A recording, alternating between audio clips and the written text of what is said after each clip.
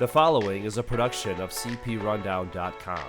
The views and opinions expressed by the host of this podcast are those of the individual and not of any affiliated companies. Ladies and gentlemen, welcome to the Rundown on Fun, a weekly podcast covering the Cedar Fair Entertainment Company, the amusement industry, and the business of fun. Here are your hosts, Karsten Anderson, Evan Schultz, and Kyle Hu. Good evening, everyone, and welcome to this week's episode of the Rundown on Fun, a weekly podcast where we cover Cedar Fair, Cedar Point, and everything to do with fun. And after our 2-week spring break, we are back for another episode. And there really wasn't a whole lot to talk about this week either, but we pieced it together. Like, got to go to Florida, got sick. Got to go to Florida, got sick. Got to go to Florida, got sick. It's like, yeah. So, yeah. I mean, we did say that, you know, we were probably going to take a few weeks out. We did 2 weeks in a row, and then there wasn't a whole lot of we did 2 weeks in a row, then we took 2 weeks off. So we're still on pace for the same amount of episodes. yeah. But we want to get this episode up tonight, so we're gonna have a nice, short, quick episode, and then Kyle, our fearless leader, is gonna get it up tonight, and you guys will be able to listen to it on a Thursday. We're recording on Wednesday, so a little behind the scenes of curtain. But anyway, I'm just gonna kick it right off, and we've got some big news from Cedar Point. We've actually got Top Thrill 2. They posted a video yesterday, which is Top Thrill Tuesday, is what they like to. Is how they like really emphasize the two. Yeah, I actually like that. I like that. It was like, oh, you know, I feel like he was referencing those old LeBron James Taco Tuesday videos from like a few years ago. But yeah, so they released a video. It's on our Facebook page. It's also on Cedar Point's Facebook page and everything. Top Thrill 2 is testing. Obviously, we knew it was like going to be testing, and we saw it test beforehand, but you can kind of see that the trains are more put together. They're not like, you know, what they were in December, where it was kind of like Frankenstein looking trains of a blue train and a silver train and whatever. I'm super stoked about it. Social media is not, for some reason. Yeah, they're right there like, oh, that's slow. I'm like, I don't know. I don't know what everybody was trying, what everyone was trying to expect about it, just because they wanted a 400-foot rollback and a 3.5 minute cycle time. and for it to literally the back wheels to kiss the very top of the spike. That's what they wanted. Yeah, I'm like, first of all, it's never gonna get that high on the spike because number one, there's not a bumper on the top. They got to be a little careful with that, you know. And then I saw someone was like, I really, and Tony actually replied to them today. They were like, it'd be awesome if we had like a more of a true rollback. I saw that. Tony goes, "Okay, thanks." Or something like if we could get a little higher up on the top hat. And yeah, he's like, okay, thank you. Do people not understand that Tony Clark does not actually make the decisions on what the park does as far as like building things? He's the director of communications. He communicates. People tell him what they're doing. He's communicating to the construction team and Zamperla, like, hey, we need to ramp it up a little bit. Yeah, Tony Clark is like, hey. I'm not gonna lie, and it's not. Everyone like needs to stop and pause for just a second. And Top Thrill 2 is not what Top Thrill used to be. I'm sorry, it's not. It's never going to be. It's never going to have that awesome launch. I'm sorry, it's not. It's not meant for that anymore. What it's meant for is more reliability, and it's meant to thrill you in kind of different ways.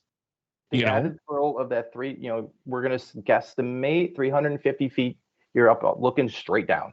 That you compromise that. I mean, let's be honest. It was one of the best launches in the world. You compromise that for a different type of thrill. And damn it, they could have just torn the thing down, and they didn't. And guess what? In literally less than 2 months, your happy asses are going to be flying over that original top hat again, going 120 miles an hour, 420 feet. Shut up and enjoy it. Exactly. Yeah. No. And then, I mean, to think like, and everyone's like judging it. I'm like, guys, you haven't ridden it yet. You don't know what it's going to look like. You don't know what the feeling is. You don't know what the floaty air is going to feel like going backwards. I'm a coaster enthusiast. I could look at a quick off-ride clip and know everything about how the ride is going to feel, look, touch, smell, taste, everything. I mean, I was kind of like quick to judge this, and I was like, when I first rode, or when I first saw the POV of Steel Vengeance, I was like, wow, that looks like a really great coaster. Is it going to be my number one? Probably not. Like, I don't know. And then I rode the dang thing, and you're out of your seat more than you're actually, you're down in your seat and stuff. And I was just like, I watched the POV and I'm like, I didn't feel this or see this or whatever. I didn't realize it was going to be like almost 40 seconds, of airtime. We could do a whole show talking about rides that surprised us in that way, one way or another. Like, I watched the video, I thought it was going to be the most amazing ride ever, and it wasn't, or vice versa. I watched the video and I was like, meh, and then I go and ride it, and it just blew my mind. Yeah. So I don't know. Go check out the video. It's really freaking sweet. I'm excited to see like what Power Tower is going to look like from the very, very back half of the looking down the on train. Tower. Like, whoa, look at tiny Power Tower. Like, So it's so exciting. Anyways. Anyway, moving on. I'm going. That's like the longest we're going to talk about anything tonight. Yeah, right. Yeah. Next up, we finally got Cedar Point releasing the 2024 early entry rides, and those are. Everyone's like, the only thing I'm kind of sad about is there's no Top Thrill 2 on there, but they could add it. They could add it on July when they realize, hey, this thing is easy to start up every morning. Right, and they're just being precautious. They're just being like, hey, you know what? They don't want it. The park. What I see from this is the park wants quality rides, and they want rides that they know that they're going to be able to open 100%, 90% of the time. On time, okay? They know that Atomic Scrambler, the Calypso, Gatekeeper, Iron Dragon, Kitty Kingdom will have select rides. Matterhorn, Millennium Force, and Wild Mouse. Like, they know that those rides are not as temperamental as like a Steel Vengeance or a Maverick and things like that. Where you could even say Magnum with weather. Magnum's a little right. Like, these are solid brass rides that, lo and behold, if nothing crazy maintenance or anything, like, they're good to go. So Millennium definitely has its issues, but I feel like also like it's the most of the big rides, it's the most like it can tank through some bad weather. Right. And that like they have this list, and it's not a rotating list like Kings Island's is there anything, but I don't know. I think this is a pretty solid list. It's pretty much almost the same as last year. Same as last year, except Iron Dragon was besides added. Iron Dragon, which I'm pretty excited about. Iron Dragon. I'm excited to ride Iron Dragon this year because there's something else to look at. And they didn't follow suit and just be like, it's not the boardwalk, it's just the boardwalk rides, and that's all we're gonna ride. No, it's all over the park. Everyone. Hey, there's still 4 coasters. That is 4 coasters that you're gonna get on in an hour. Yeah. Unless it's a crazy busy day, you're gonna get on those 4 coasters. I do want to. Anybody else? I do want to say that, and you're knocking those coasters off the list, and you can spend maybe an extra hour in Top Thrill 2's line, or an extra hour in Maverick's line. You're gaining. Were you going to wait an hour for Wild Mouse in the middle of the day? No. So now you're going to wait 20 minutes for it in the morning. Yep. You're going to wait 15 minutes for Gatekeeper, and then you're not going to go back to those rides. You're done. You got them over with. Right. Yeah. We're trying to do them all. I know the guests with the Gold Pass, with the All Park Passport, or Cedar Point's Prestige Pass, or Prestige Pass with All Park Passport, will be able to partake. So not just regular Gold Pass holders. You have to have the All Park Passport. Right. You have to have the All Park Passport on that. In order to with the Gold Pass in order to ride. So I don't know. I'm pretty excited about this. I could always go for some Millennium in the morning. Right? Yeah. I mean, Millennium's fun in the morning. It's not horribly bad, you know. Speaking of fun, we've actually got a little fun thing on our Facebook. Feel free to sign up because we said Kyle's going to get this episode up tonight. And it'll be right before the NCAA tournament starts. It's pretty much just a tournament. If you go on our Facebook page, there's a link on there. You can join our group. Just make your predictions on who you think's going to win the NCAA basketball tournament, which is going to take our lives for the pretty much the next 2 weeks or so, which it actually makes it go by a little bit faster. You know, we're at 45 days. These next 2 days, Thursday and Friday of this week, are my favorite sports days of the year because there is just nonstop basketball on all day, and it is so fun. And it's cool because we're trying to get like 120 people to sign up on our group page, which would be the most ever. But if we don't get that, 120 miles an hour. Yeah, right. Yeah, there you go. Someone got it. But yeah, so, sign up for it. Come join us. It's a lot of fun, a lot of bragging rights. And, so. We get a lot of people to sign up, maybe not necessarily 120, if we don't hit that. If we still get a lot of people to sign up, there might be a little something for the winner. Yeah, yeah. A very small something. Yeah, right. A little Top Thrill 2 magnet or something, Yeah. Literally, probably that. Or maybe something we find on Eclipse Day. Yeah, hey, that is very true. Speaking of that, really, really quickly, I was going to say our countdown is not loading because Facebook is being stupid. So that's great. Stand by. So we've got 45 days until Cedar Point opens. We've got 41 days until preview days, which we're still waiting on news on that. So stand by on maybe tomorrow. I don't know. He said 3 weeks, and this is quote unquote 3 weeks. So maybe we'll get some news this week, hopefully. 41 days until the preview days, and then 19 days until the total eclipse of the point. And tickets are still available. I just checked.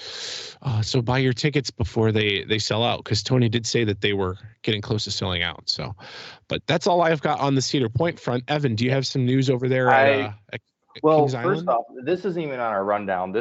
I found out as I was checking Twitter while we were recording the intro. Iron Menace completed its first test run today. So congrats to Dorney Park. Looks awesome. They have an awesome video up on their Facebook and some pictures too. And they wrote up a blog. So shout out to Dorney. Congrats on Iron Menace. Looks great.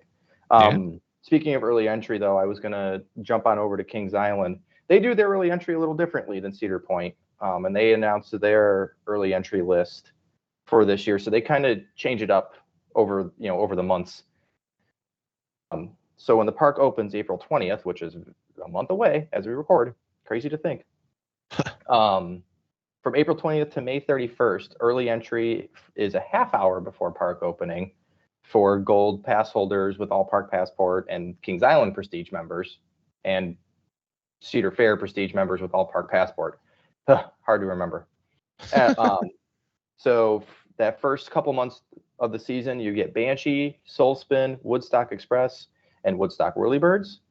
And then from June 1st to July 31st, you get Diamondback, the brand new Snoopy Soapbox Racers, Woodstock's Airmail, which I believe is the new name of the Flying Eggs Aerial Chase, right? Yes. Franklin's Flyers, which is the new name of the Flying Aces ride, and then Snoopy Space Buggies. And then from August 1st till the end of the season, but that excludes Fridays beginning August 16th, you get Orion, Mystic Timbers, Boo Blasters on Boo Hill, and the Great Pumpkin Coaster. So there's your Kings Island early ride time rides. Yeah, I mean, that's pretty much what they've been doing. I think we kind of get an idea of when Snoopy's whatever Soapbox Racers is going to open. From that, it's not going to be for opening day. We'll just say that. Yeah.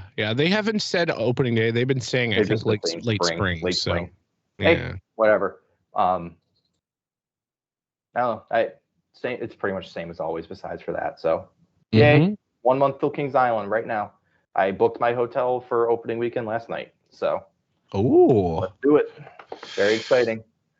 Nice. So let's move on. So we didn't really that's all the news for this week. And we didn't really know what else to talk about. So we posted it on our Facebook to kind of, I don't know, basically steal y'all's ideas for what to talk about this week. So we kind of let you guys dictate. And so these are, maybe not stuff we normally talk about. Then there is some Cedar Fair topics that we did get questions about, but some people asked us to do just, talk a little bit about the other stuff in the industry that may not be Cedar Fair. And there has been stuff. There's been a lot of good stuff. So we're going to just fly through these just to kind of touch on everything. And then there's some good questions at the end that some of you asked. So Kyle, why don't you take it away? Yeah, sorry for the pause there. I was turning my microphone back on. First up on the list, the under construction park in my neck of the woods, Epic Universe, has been spotted testing some of their coasters. So the Wesh 2 traffic copter was out the other day, and they were able to catch a full cycle of one of the park's premier coasters, Starfall Racers. And just a little quick rundown, Starfall Racers is going to be set to be located in the Celestial Park section of the park. It's a dual launch coaster with a max speed of 63 miles an hour and a max height of 133 feet. Universal describes the ride as shaped like a comet and has a display of fun colors and ethereal music, which will take you on a ride across the cosmos. And yeah, that's pretty much it. Epic Universe is slated to open in 2025, and it seems they're to a point where they're testing some of their rides. Yeah, that's great. Like, I know that we were going to have, but sometime we'll have to have it during the summer, or when time permits, to talk about Epic Universe, because that's a whole brand new, huge, like 700 plus acre park. It's going to be a 2-hour show. It'll be big. We're working. I'm going to possibly work to get a guest on that'll talk a little bit about that. That's the reason why we delayed it. But I'm super excited. I saw the video. Everybody go check out the video. The pacing is really crazy on that. Cool. So we only saw one side of it test, but the side that we did, the second launch, it goes into this weird, like, it does an airtime hill and then it does like a 0G roll as it goes down. It looks absolutely insane. And like you said, the pacing is ridiculous. Yeah, so, looks good. Looks exciting. Good for it just being, just them pretty much just starting it up. Breaking in. It's only going to get faster. Yeah. Nuts. Yeah. All right, Carson, what do you got? I've actually got Lightning Rod. It opened this past weekend, right? Or was it 2 weeks ago? 2 weekends. 2 weekends ago. Wow, that's how fast time goes. Yeah. And they, unfortunately, Evan and I were able to get a cool rollback on that last year, which was really little did we know. Little did we know, but they changed the lift hill because the lift hill was always a problematic thing for that coaster at Dollywood, where it would always go down because something would be wrong with the work. Something. And so they went with a company that was like kind of cheaper on the spectrum of things, and I think they talking for the launch, right? Yeah, it was like, so honestly, what Lightning Rod used to do, it used to go up a big, like, I don't know how high the lift hill is. It's tall, but it's a pretty tall lift hill. But it would go up almost like what Maverick would do, but it would be like probably 3 or 4 times how fast Maverick would go up, and you would be going up, and it was fun. It was exhilarating. I'm sad that it's gone, but I'm happy that they saw the flaw in it, and they, just like with Topo Dragster, they saw the flaw in the launch system. So what did they do? They got rid of that launch system, and now they've got, the LSM launch. So, but anyway, Lightning Rod's got a brand new chain lift. It is almost like 16 to 20 miles per hour chain lift. So it's one of those. I just keep seeing high-speed chain lifts. High-speed chain lift, so it's not like your traditional like Magnum or Mine Ride chain lift that goes up slow. So it's got some speed going up on the hill. And all the reviews that I heard from everyone is pretty much the pacing still the same, which is good. Because it it needed a lot of pacing to go through all of the ride It elements looks and like things it goes that. over the top of the hill at about the same speed because Yeah. the launch it launched. Believe me, it launched, but it definitely slowed down by the time it actually went over the hill. And now it just goes up the whole hill at the same speed as it would go over the hill before. And so the ride itself is still the same. The quad down is still a quad down. Everybody can stop complaining. Yeah. So I don't know. Maybe one of these days I'll get down there to Dollywood and try it. Loosely am planning a week-long Pigeon Forge trip for my girlfriend and I, probably in July. So that I will definitely get to ride it if we do that. So yeah, super excited for that.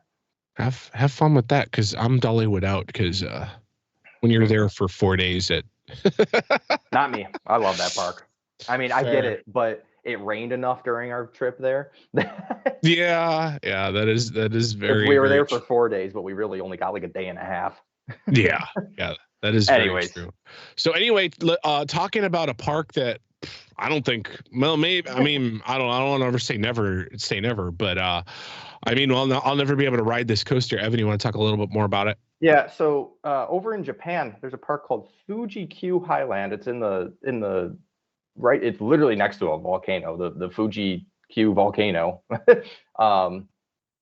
The big theme park. They had a roller coaster named Dodonpa. I think I'm pronouncing that right.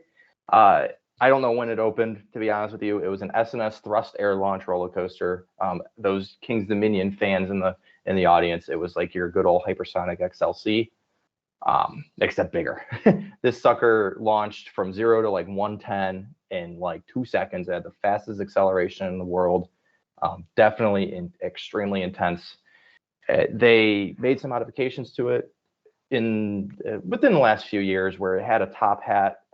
They got rid of that and made a giant loop. And just within the last week or two, they announced that it's closing. So I don't know if it was a super problematic ride, but that insane launch is no more. So that means, and there's been some debate about this online, it looks like Stealth at Thorpe Park is now the fastest accelerating coaster in the world at 0 to 80 in 1.2 seconds, or 1.8 seconds, I'm sorry. And Max Force over here in the United States is not far behind at 0 to 78 in also 1.8 seconds. So rip the Dumpa, but I still, that it was a big ride. Probably, I would assume, opens up a lot of room for them. And they have a few more really cool coasters. So never know. Right. Go catch Evan over there. I'll tell you though, one park that I cannot die without going to is Alton Towers over in England, in outside of London, and they just opened up a new ride, kind of. Kyle, you want to take a kind of? So they had their iconic B&M invert named Nemesis Subterra, and they pretty much gave it the Hulk effect from Islands of Adventure, where it was such an iconic ride, and it was so important to the park's history, and it was still super popular and got great ridership numbers, but it was getting up there in age and up there in years, and maintenance costs were starting to balloon, and they decided to just retrack most of it. I mean, truth be told, I'm not super well versed in the story. Was it a total retrack or a mostly retrack? I believe so. It was total? I believe so. Yeah. And anything that remained, like say the lift hill, I think they kept that. They just repainted it. It's fancy new colors and looks super cool.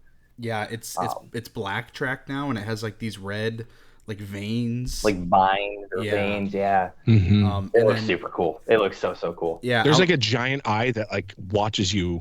I saw like someone posted like a video of it. Like it's got like outside. I think it's the ride's entrance. There's this eye that's probably like 40 feet tall. And yeah. It blinks and it looks around at you, and there's like these little feet that go around the outside of it.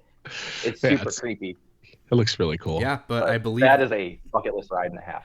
Yeah, I believe it just reopened for guests this past weekend, and it's been given a new name, Nemesis Reborn.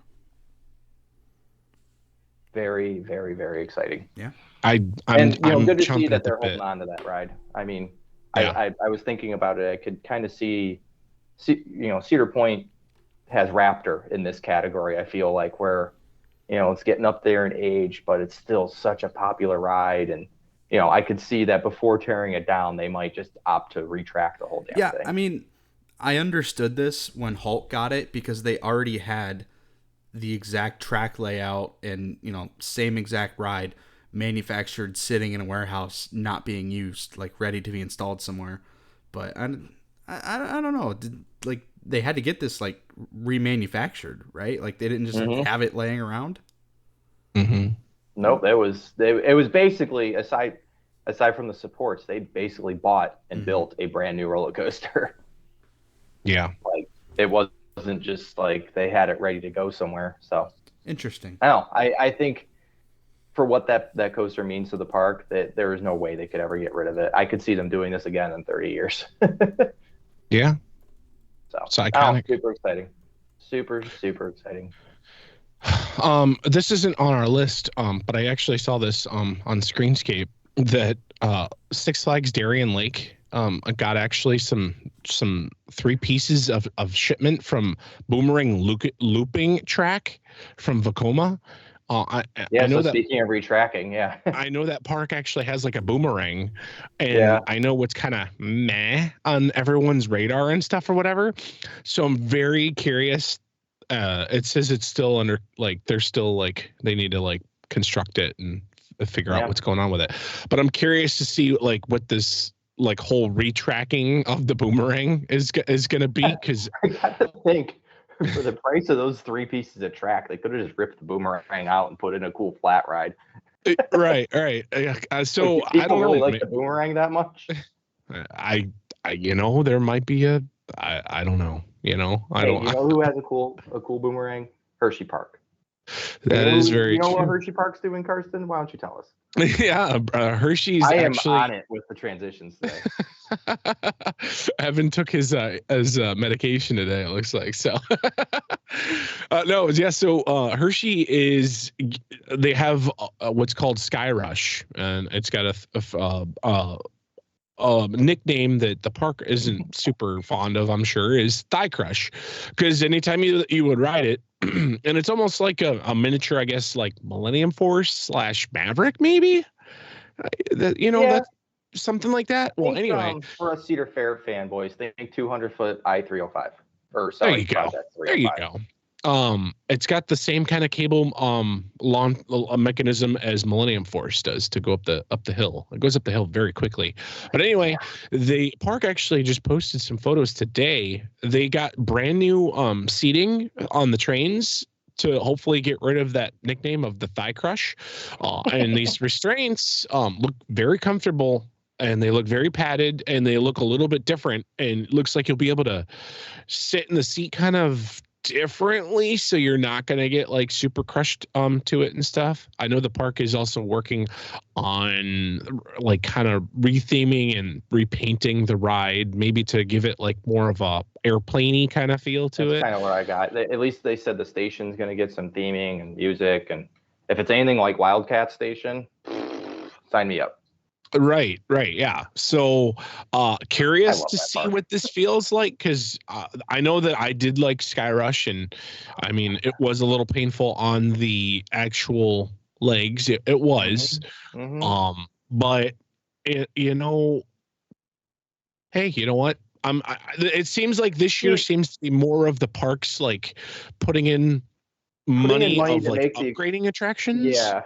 Everything is just to make everything better, instead of like, hey, let's just build a brand new big coaster, which I'm okay with. I genuinely, I always say that like my favorite announcements of the year are the stupid little announcements like right before parks open, or even as they're opening.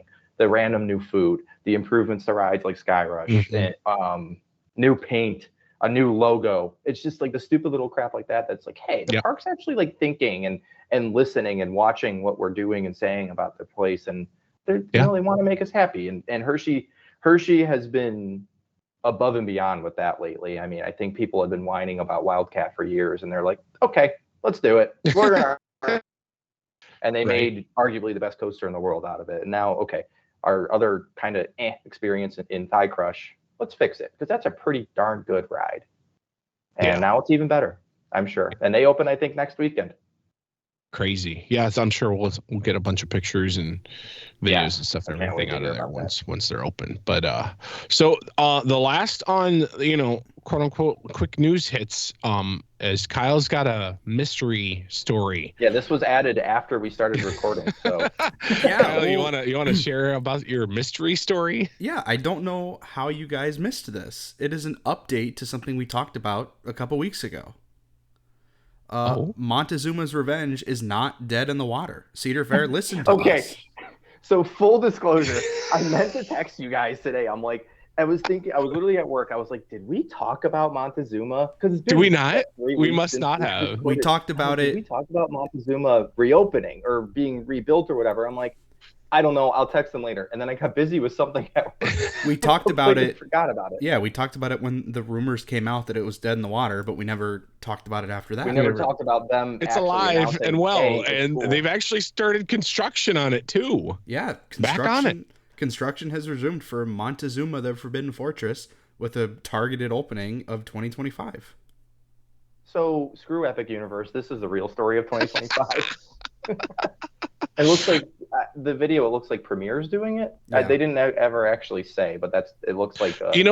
I honestly think I'm going to put my eggs in the Zamprilla basket. So you know what? I can see it. Zamprilla's like, you know what? Just did not thrill. I was feeling a little high and mighty, but yet sad. I'm like, Montezuma's closing, but at least I got my Cedar Fair Gridge right with Knott's Berry Farm. Yep. And now that a loss was snatched from the jaws of victory from there. It sure was. Well, that was a good little mystery story, Kyle. Yeah. All right, so I think we kind of got out the other park stuff. So let's take some of your questions. Some of y'all had some really good questions. So the first one, and this was in literally no particular order. I don't even think it was in chronological order of when they came in. It's just what I saw and put in our rundown. Dang. So the first question that we got, and I think it's probably the most conversational question we have, is Jeff asks, does it seem that Cedar Fair is pivoting away from being a leader in thrills or falling behind in that category? I'll let y'all think about it. I got my answer, and I'm going to say no. I think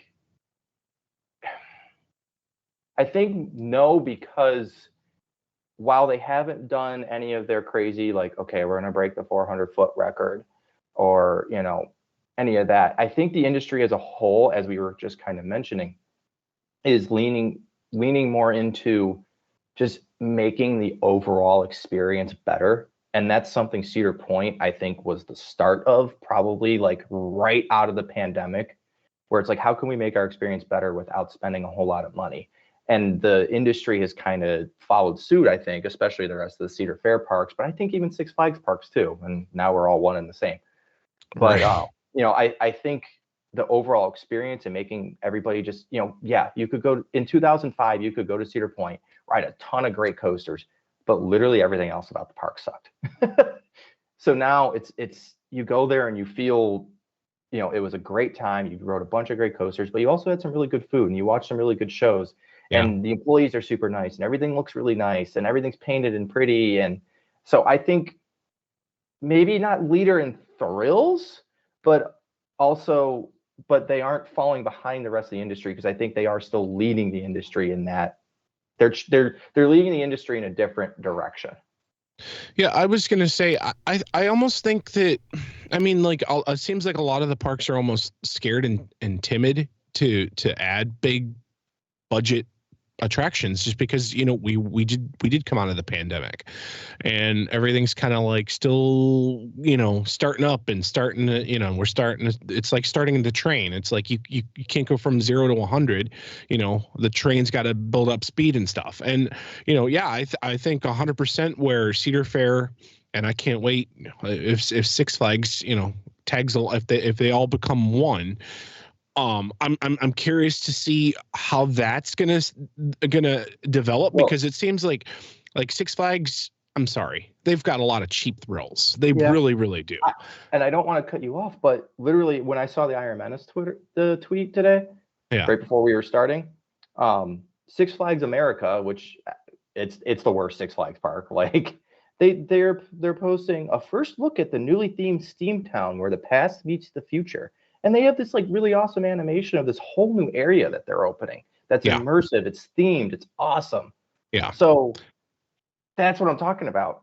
Right. Yeah. Yeah. But like, within the past like 5 years, and again, they've been trying just because everything's just been weird with the pandemic and so on and so forth. But you've got like, these small little teeny tiny coasters or whatever to where Cedar Fair, they'll build, it might take them a little bit, but they'll build like legendary coasters where they're going to be around for like, well, lo and behold, like 30 years or so, or 30 plus years, where you're like, hey, I want to take my, my family onto it, or I want to take, my sister on that or something like that. So yeah, no, I agree. And then just jumping off what you said, Evan, is Cedar Fair is bringing that whole entire, you've got the live entertainment and you had the rides, and the only thing that was missing was really the food aspect. That was always a notch or two lower, at least in my opinion. But now that they've kind of jumped on the bandwagon of the food and stuff and everything, everything's kind of like low key, almost on the same level for me with entertainment and the food and the rides. Outside of the Orlando and California parks, Cedar Point was the first to realize, hey, people aren't just coming here for rides. At least not that aren't coaster enthusiasts. Right. The 90% of our guests are not just coming here for rides. Yes, that is the main draw, but there is so much more to our experience that we have to offer. Let's fix that. Yeah, Kyle, you have anything you want to add to it? Yeah, I don't think that Cedar Fair, Six Flags, Hershey, United, Disney, Universal, any of them have forgotten the roots that they came from, which is coasters and thrills and everything like that. I think rather what we're seeing is the young thrill seekers that were coming up during the coaster wars now have their own young thrill seekers to bring along. It's a different time where people don't want to leave their kids and their family with a babysitter and go to Cedar Point or Kings Island and just spend all day riding these massive coasters, but rather we've pivoted to where people now want to include their entire family. And I don't think Cedar Fair specifically, because that's what we were asked about, is falling behind in any means. I think they are expanding the possibilities of their parks and making them more inclusive for everybody while still catering to the ultra thrill seeker.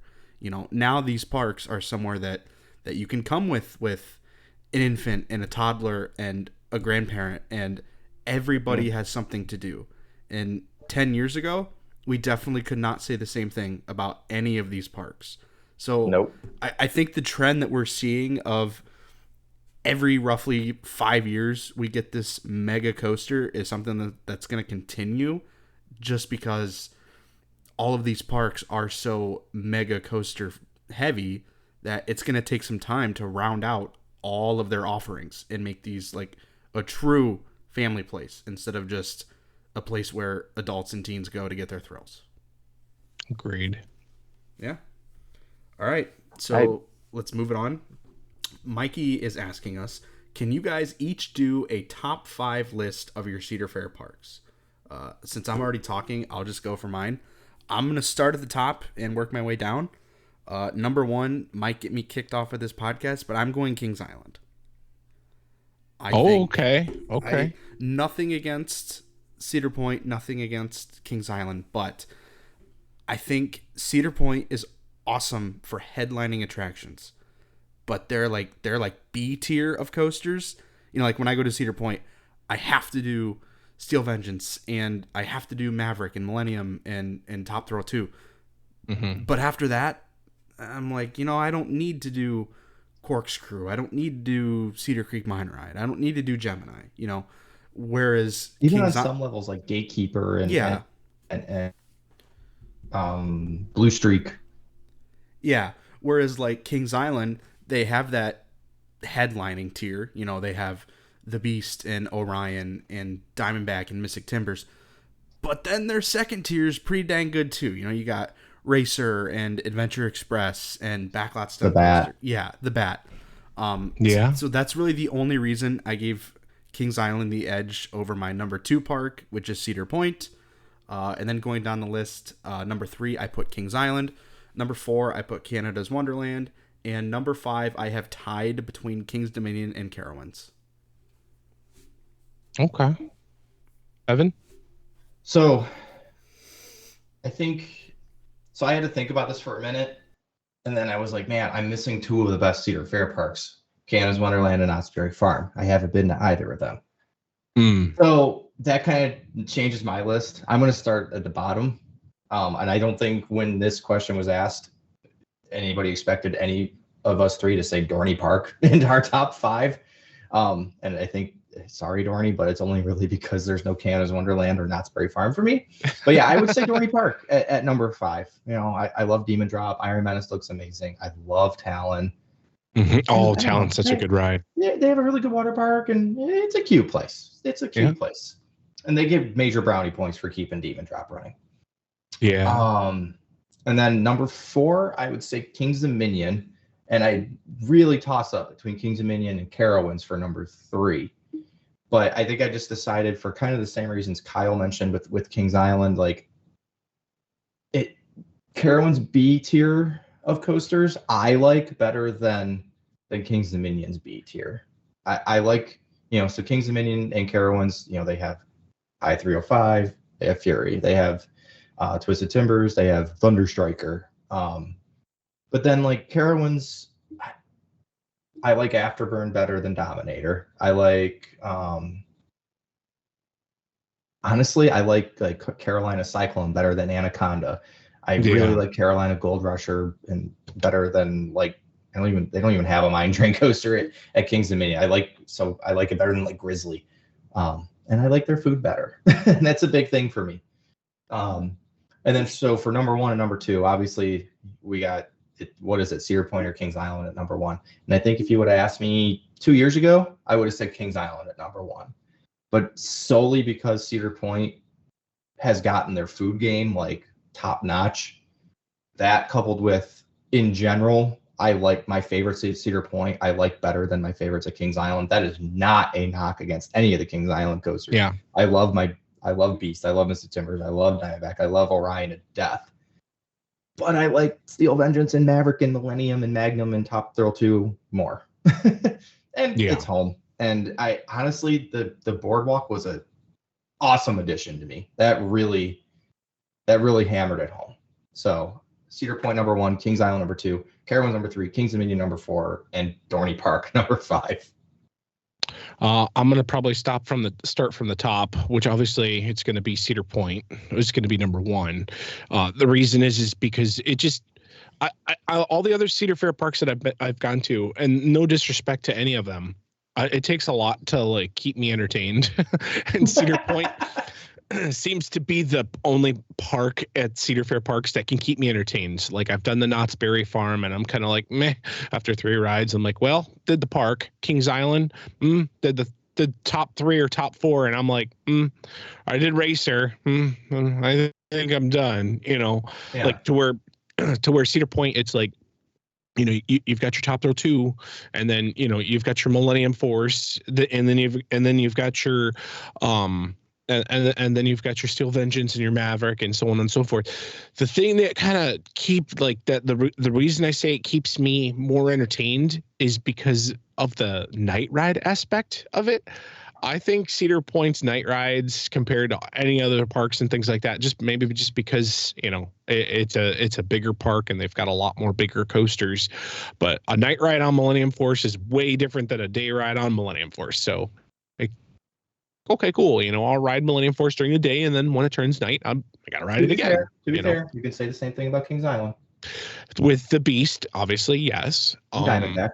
And Diamondback, that is correct. But that's, I mean, honestly, that's where the buck stops for me. And Adventure Express. This is all, you know, this is all personal opinion. This is all personal opinion. So I'd say number 2. Closely though, it has inched up. I will say that though. But you know, it just doesn't keep my you know, It doesn't keep me as entertained, I guess you could say, as Cedar Point. Would obviously be Kings Island. Number 3 is going to be Carowinds. They've just got a solid lineup. I love the food. Love the Fury. Yeah, there's nothing wrong with Fury and everything like that. I'd say number 4 is going to be Canada's Wonderland. The reason is they've got really good coasters there, but they have a solid, and I mean probably the top number 1. Like if someone asked me like, what's your top 5 Cedar Fair parks? Kings Island Canada's Wonderland would have totally been number 1 for me, just because they've got crazy flat rides there and stuff. And I wish that Cedar Fair parks would get more of those flat rides, because that. And then I'd say calling card. Yeah, I'd say rounding out my 5th one would be Knott's Berry Farm, just because I like the atmosphere. I like everything with the theming, and the coasters were all pretty solid. That there wasn't like a that one coaster's meh. There was all pretty solid lineup, and they went up from there. So that's definitely gonna round it out. But anyway, speaking of Canada's Wonderland, Chase asks, what Canada's Wonderlands are must do's? And then Chase, I just pretty much answered it right there. 100%. Make sure you don't skimp on the flat rides. Oh my goodness. I'd probably say there's at least 5 flat rides that are solid top tier flat rides that you can't really ride elsewhere. Especially in the United States. Like there might be some copies over in like China or Europe. Yeah. Somewhere. Yeah. But these are super unique rides. Mm-hmm. Yes. Yeah. They're for instance, the one that comes to mind is called the Sledgehammer. It goes like around in circle and stuff, and it looks like almost like an octopus, and it like goes around, and then what the arms do, and it's crazy how fast it does.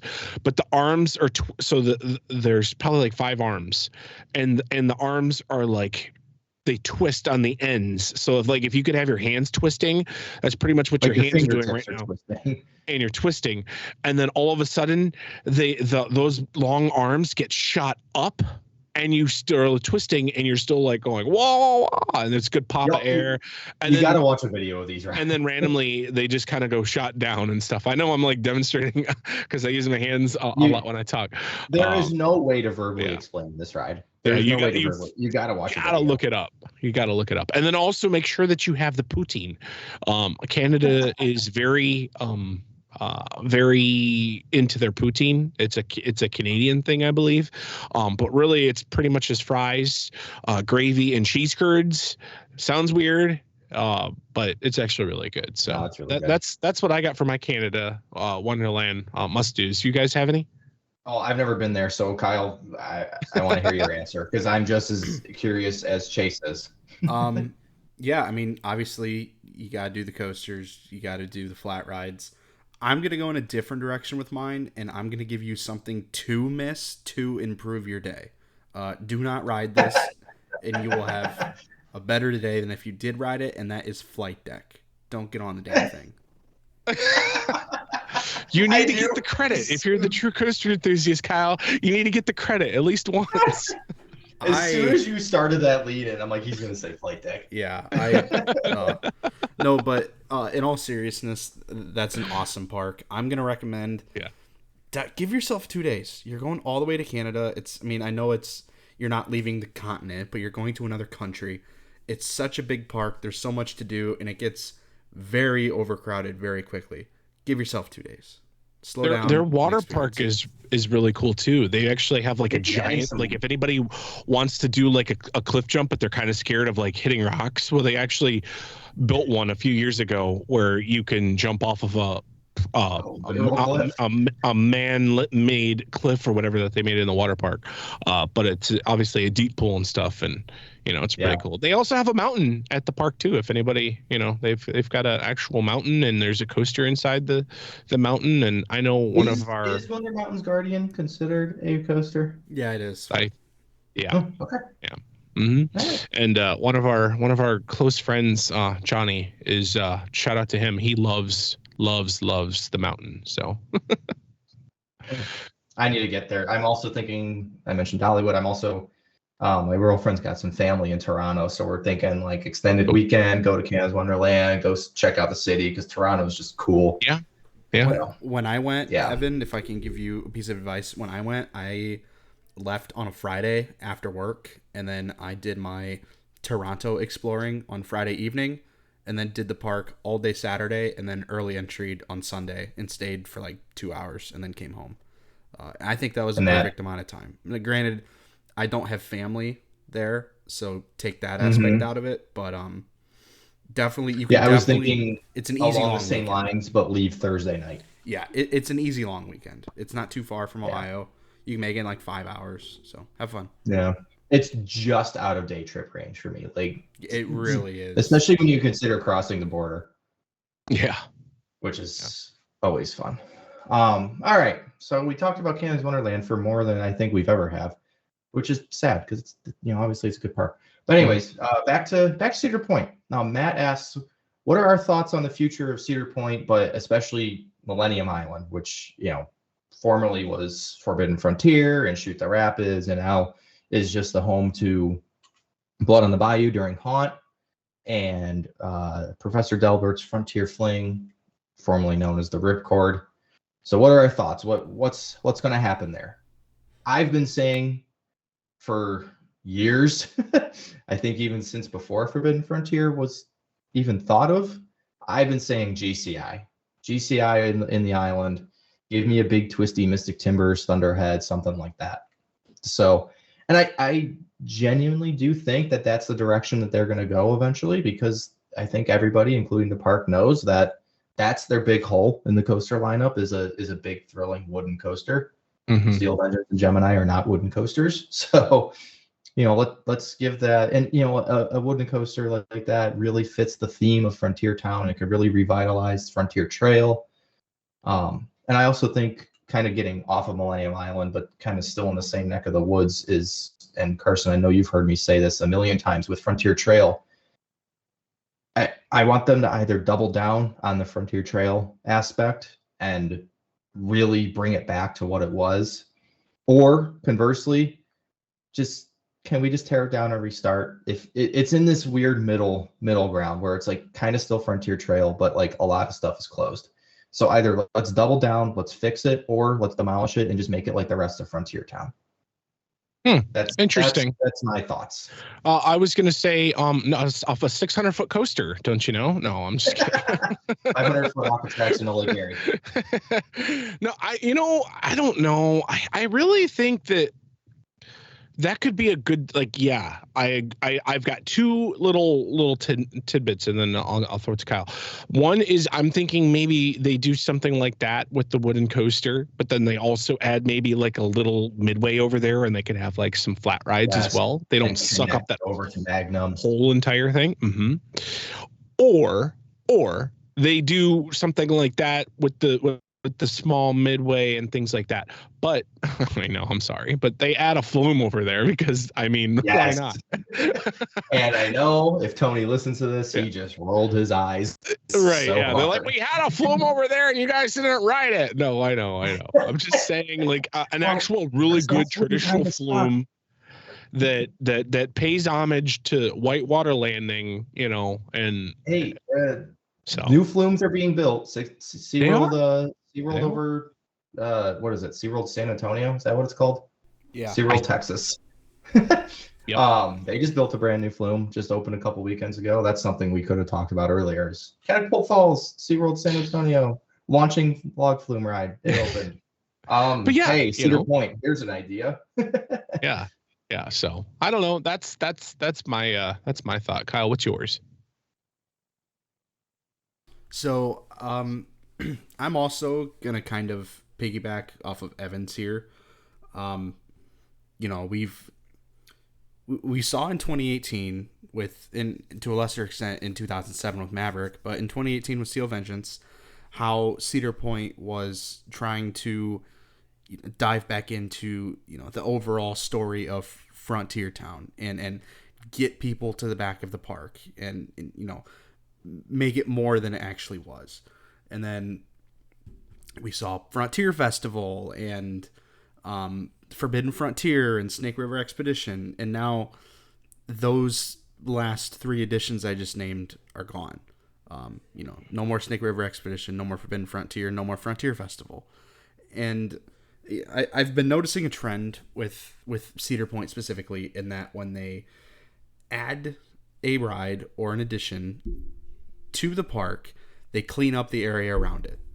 We saw it with Gatekeeper and the new Gatekeeper Midway and the front gate. Valraven. Yeah, we saw it with Valraven. We saw it with Pipe Scream. We saw it with Wild Mouse. Yeah, sorry, that's what I was going for. But now, we were up to a point where every area had kind of been plussed. It brought up a tick. But now, Frontier Town just kind of went back down a tick. There's not much over there anymore. I would love, not saying I think this would happen, but I would love if we, sorry, I'm rambling here. If we took the spot that used to be Shoot the Rapids in Forbidden Frontier, and we brought in a dark ride, and I gave this answer during Cedar Fair Santa. I talked about it with Knott's Berry Farm. I would love to see a Fire in the Hole-esque dark ride right there on the island, that really dove back into the lore of Frontier Town and told the story that this park has been trying to tell. And I know that we don't have a great track record of things that have been working on the island, but we've never had a headlining attraction on the island. Right. Oh, yeah. I think that would change if we put and a ride like that wouldn't involve any more work than any other ride they could build. Yeah. As far as just day-to-day operation. And you know what? If we're going to build a big, giant, ugly showbox, build it on the island where you can't see it from anywhere else in the park. Yeah, that's actually a really good idea. Or just hide it with trees. Yeah. So there, Kyle, how would you theme it? Would you have it be like Warner Brother, since maybe it'll be Six Flags, or would you do something with like Peanuts? No, I wouldn't do either. I would love it to be just a ground up. Ooh. Well, I mean, I like original that. IP. Yeah, when Steel Vengeance got announced and they introduced all of those new characters, and they're like, well, they could use that storyline. Yeah, they're like, Digger moved to town and ran everybody else out. Hey, and they got to go after Steve the Seagull. Yeah, like you could totally. There are so many creative and talented people in Cedar Fair that love storytelling and are great at it.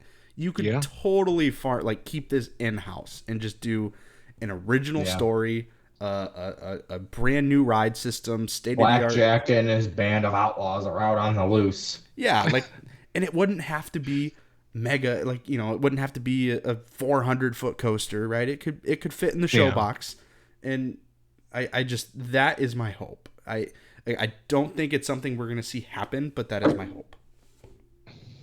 That's a good one. I like that. I like that one a lot.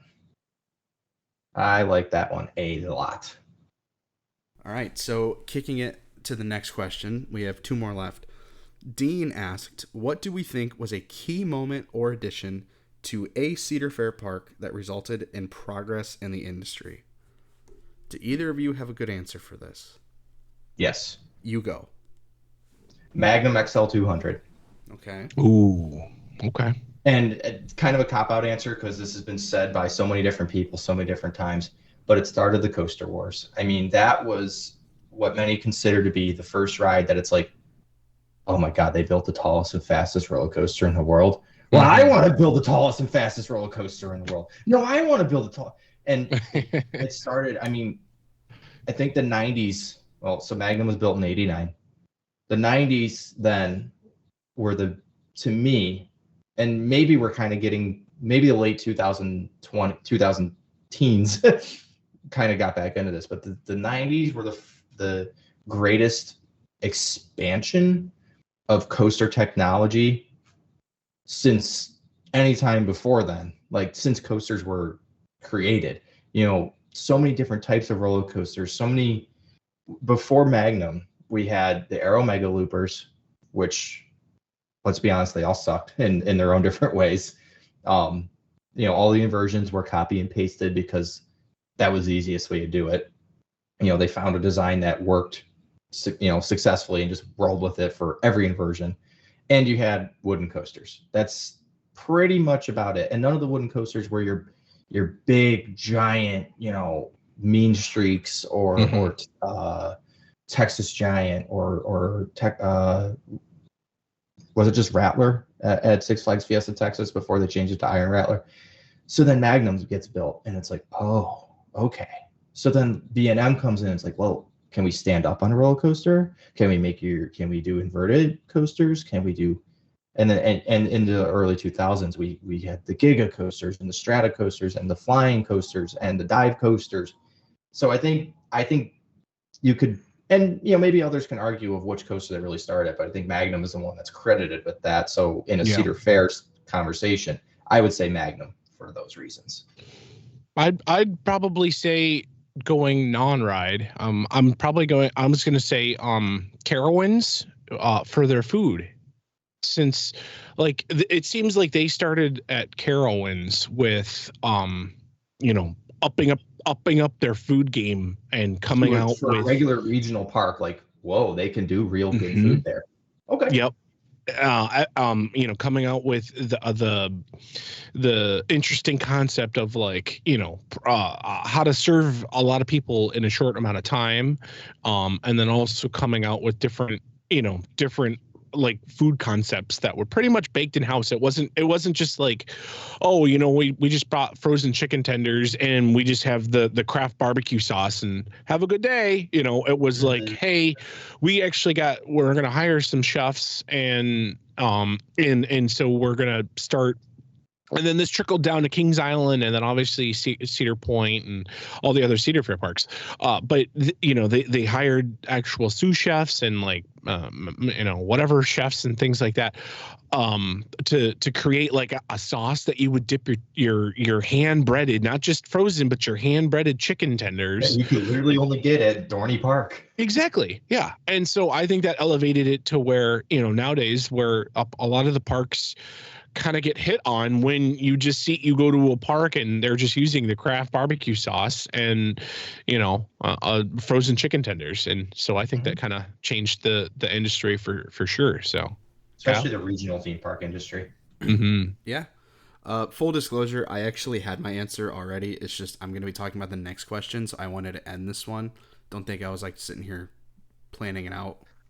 But anyway, I'm going to go with Ghost Town Alive at Knott's Berry Farm. Okay. And explain. That is... Okay, I will explain. That is because Cedar Fair, when you go back to their roots, was not a company that really cared about theming or storytelling, which I know it's not something they really excel in, but it opened the door for all of these new lands and all of these new areas of the parks and the refreshes and everything that we have spent the entire life of this podcast talking about that we like. Ghost Town Alive opened, and then it was, wow, we could do that at oh my god, Carowinds. Yeah, Carowinds with Aeronautica Landing. We can do this at Kings Island with Adventureport. Cedar Point, we could get back into the Frontier Town thing. And to me, things like that just elevate the park experience so much, right? I can go anywhere and ride a coaster. I can't go anywhere and wander through a ghost town or go anywhere and be an Adventureport. You don't have those levels of storytelling in other forms of entertainment. And if you would have asked me 5 years ago, I totally would have been with Evan or you in picking a specific ride.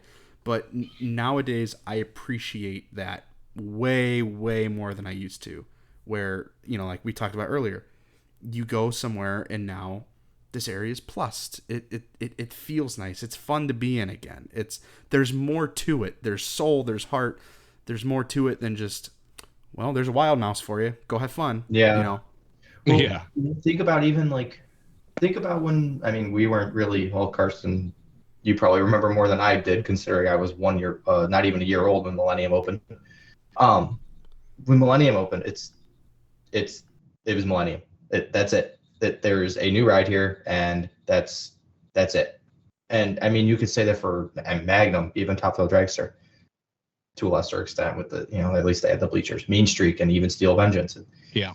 And now it's Copperhead Strike opens, and it's big new area, Jungle Expedition, Aeronautica. So absolutely. Well, and absolutely. Now you go back and you look at Ghost Town Alive, which might not have been the first Cedar Fair park to ever tell a story, but they were the first ones to really double down on it.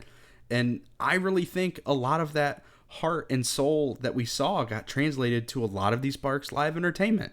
And we've spent how many years talking about, the live entertainment at Cedar Point is really good these days. Kings Island has this awesome nighttime show. And yeah, I think you can trace that back to Ghost Town Alive. I really do. I agree. All right.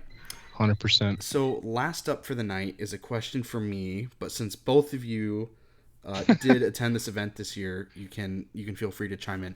But Damien asked, is it just me, or did we never get Kyle's HHN rankings? And I don't think it was Damien. I don't think I ever shared them. No, I don't think he did. No, he never even shared. And I were there. He never shared it with us. He was always talking about it. He's like, wait for my rankings, guys. Hang on a minute. Because we were there in week 2. Me and Carson were there in week 2. Kyle has some rule that he waits till week 4 or something to even consider. No, he waits, and then we just never talked about it again. No, he waits until Easter to share his. well, crap, Damien, we gotta talk to you next week. So this one, right. We're just gonna push it to next week, and we'll see. You know, no, just kidding. This is specifically. So Kyle, what were your Halloween Horror Nights rankings? Yeah, right now I'm only talking to Damien. Before I get into this was a hard year to rank. Horror Nights normally has like 1 or 2 houses that just run away and take the event, and there's no question, like none at all. It's like, these 2 houses were the houses. Everything else was okay. But this year, I mean, make a good argument, and I'll agree with you for the most part about what took the cake this year. So this was a incredibly hard event. There were so many good houses. There were so many good experiences. But I'm going to start from the bottom, and I'm going to work my way up. Kind of keep the suspension alive. Number 10 for me was Chucky Ultimate Kill Count. Correct. Not a bad house, just it wasn't my favorite. Historically, that particular location does not do great for me because I hate how the house is split into 2. I don't like walking out of the house and then walking right back in. That confused me. Yeah. Especially because that was my first ever HHN house. I was like, oh, okay, we're going to the second part. Yeah. Number 9 was The Last of Us. Beautiful house, great scares, very well planned out. But I have never seen The Last of Us. I've never played the game. I do not care about that IP. So. Fair enough. Fair. All right. Fair enough. Number 8 was Darkest Deal. I don't know if I just always hit this one during the daylight and my eyes couldn't adjust, or I always hit it towards the end of the night where I had a headache and it was just loud, and I wasn't a huge fan of this one. And honestly, I feel like I missed something because so many different people I talked to when I was like, "You been to Horror Nights this year?" "Oh yeah, Darkest Deal. That's the best house ever." And like, I feel like I missed something. I didn't get it, but anyway. I liked it, but it was towards the bottom for me. Yeah. 7, I'm glad you can remember your list because I can't remember any of mine. Now, I found it. Okay. Fair. 7 was Stranger Things 4. Out of all of the Stranger Things houses that have been at HHN, which was the first year was just season 1, and then the second year they lumped season 2 and 3 together, and then this year was 4. I was not a huge fan. Sets great, actors awesome. They did a great job casting. My issue was with the house itself. I don't ever remember going to a Horror Nights event and going to a house and being like, wow, that is wasted space. And not even wasted space because of the house, but you know, so much of what I love about Horror Nights houses are these big and massive detailed sets, and every time I go through I see something new. Stranger Things, it's like, oh, yep, I'm totally in a warehouse right now. Like this room is so massive. You know, it almost seemed like last minute. Like they kind of just threw it together. Yeah, I could see that. I could especially like when we were in the upside down. There was like it was just like I'm walking in a big room and there's just like clock. Well, oh, there's clock. Evan, I know you didn't go to the event in 2000 and I don't even know. I went last year and last year only. Okay. So in 2022, they had a house called Hell Block Horror, and it was themed to a prison. And the rumor leading up to the event, because that was the year that Stranger Things 4 came out, like it was at its peak of popularity. The rumor was that Hell Block Horror was supposed to be the Stranger Things house set in the Russian prison with Hopper, and then at the last second, Stranger Things pulled out. They lost the deal. They had to pull all of the Stranger Things IP and slap their own on there with an already built house. Mm-hmm. After I heard that, I thought back and I'm like, oh yeah, that was supposed to be the Stranger Things 4 house that we were supposed to see, and that never happened.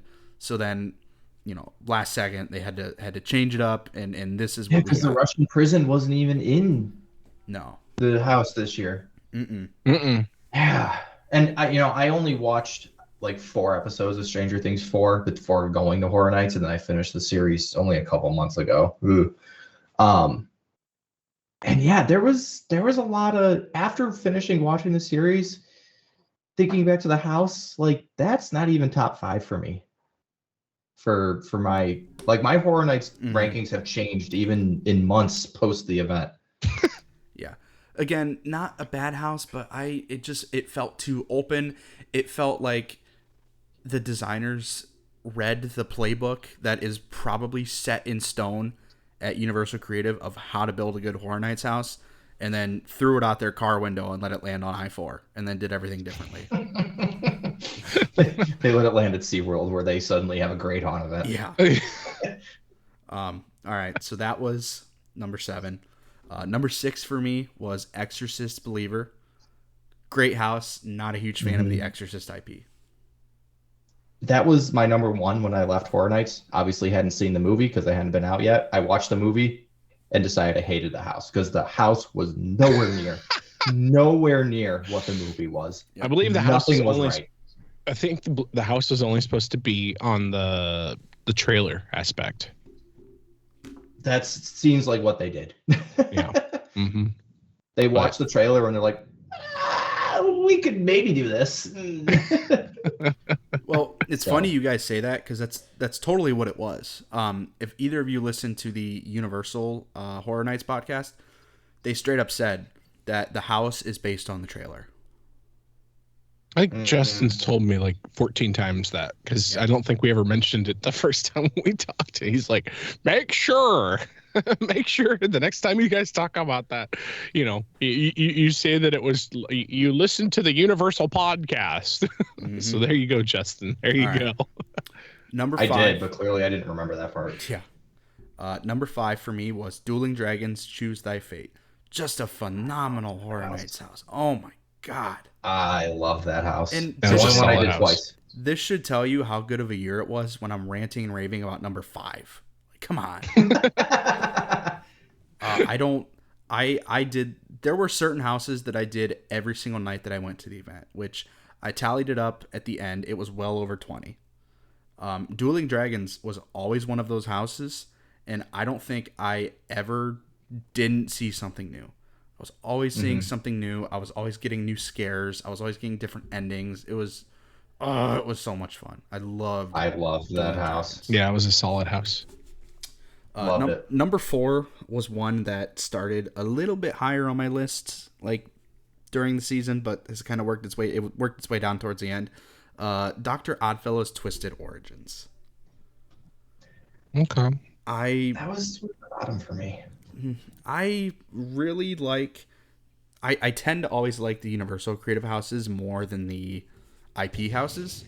There was nothing wrong with it. I really loved like the pull back the facade and step behind the curtain, like that aspect of it was. You still remember that exact quote? Yeah, like that aspect of it was super cool. Like pulling back the curtain at a circus. Like I loved it. visually, it was one of the most incredible houses ever.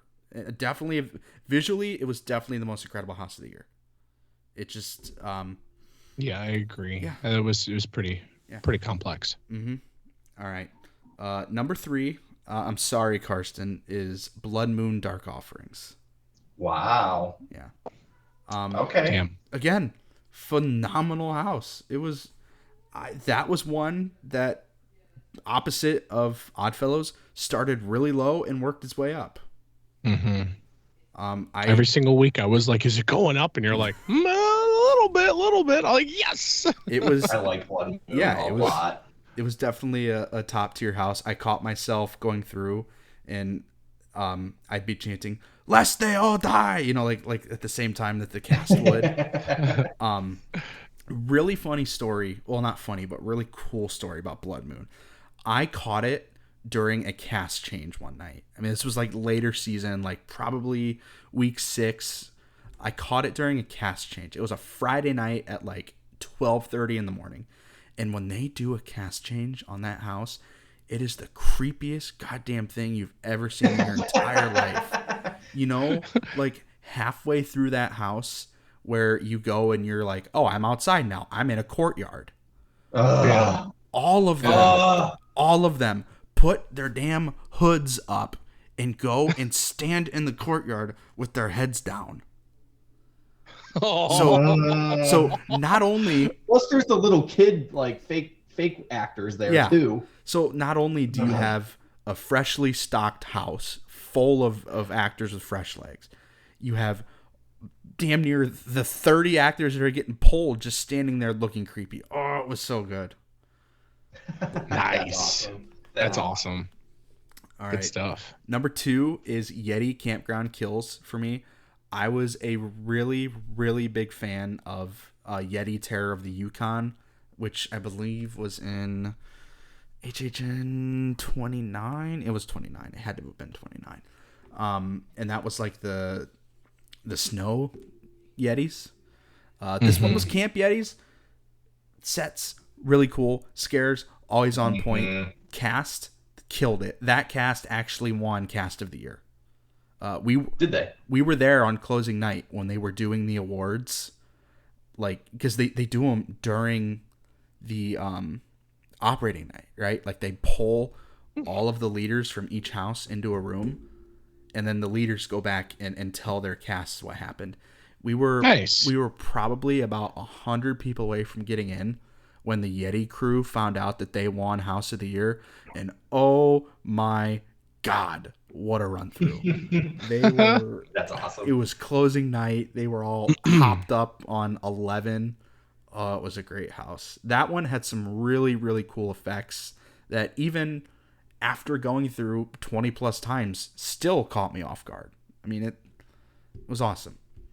And then number 1, probably to no one's surprise, especially you, Damien, if you remember enough to ask about my rankings, you probably remember how much I've been raving about.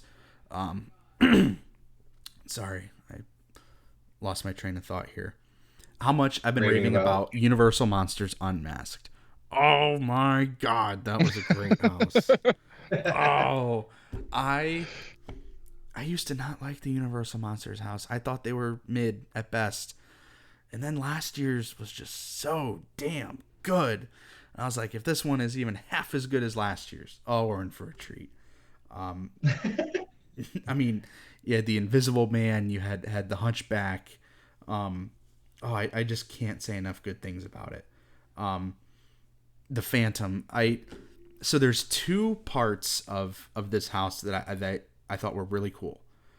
The first one was as you're leaving the Phantom and you're leaving the Paris Opera House and you're transitioning into the courtyard scene with the Hunchback.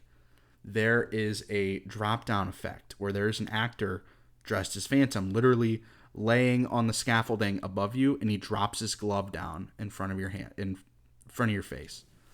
That's really cool. Mm-hmm. That's a good scare. You never look up in a house. You always look forward. That's an awesome scare. Yeah.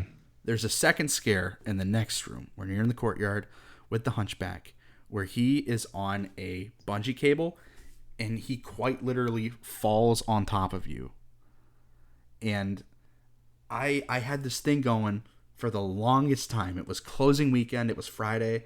And I'm sitting there. I'm going, I don't know if Monsters is going to take the cake or if Yeti's going to take the cake. It's going to be one of the two. And it's really going to depend on the run-throughs I get this weekend. That's going to solidify it. And up until that point, I had never gotten the Phantom Scare and the Hunchback Scare in the same run. And then I went into Monsters. I always made Monsters my last house of the night to just end on a high note. And I got the Hunchback Scare and I got the Phantom Scare, and I came out and I said, that takes the cake this year. That is the winner. That is number one. Probably giggling like a little kid too. I'm not even kidding you. I was the only one of our party of 4 that got it because I was leading the pack. And by the time Dean was right behind me, by the time he made it in, Hunchback was pulling himself up and resetting. As soon as I saw him drop, both of my hands shot up in the air and I said, we got the double scare! And I started pumping my fists in the air and cheering, and I was going, woo, woo, woo, woo, woo! Like just, that was so much fun. Fist bump to the air. Yeah, like, I did it. Yeah. You would have thought I just won the Super Bowl the way I was reacting. Like I was. Oh my God. I was having so much fun. I love it. So Damien, thank you for asking. That is my rundown.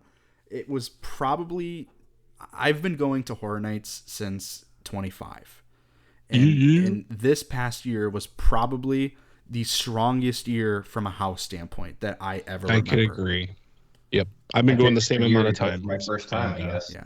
I can definitely agree. It's great. I love it. Good stuff. And you know what? The fall is just around the bend, sadly, for us people that are waiting for summer to start. And it's already HHN speculation season. It really is. Yeah. Yeah, it doesn't stop. Looking forward to that Ghostbusters house. Mm-hmm. Yeah, go. Yeah, for sure. All right. Well, that's going to wrap things up for me. I don't know if we'll be back next week. I guess it depends on if anything happens. But if not, be sure to tune in the next time we put one of these out. That's all I have. Yeah, Tony will be the deciding factor if we record next week with whatever he decides to drop. Yeah, that's all I got. And thanks for listening, guys. Make sure that you share this podcast with all of your friends and close friends, and we really appreciate the feedback. And make sure you review us. Thanks for listening, guys. All right, take it away, Justin. Thank you for listening to the Rundown on Fun. Be sure to follow us on social media to stay up to date on all things Cedar Fair. As always, be kind to your ride operators, and we will see you on the Midway. Good night.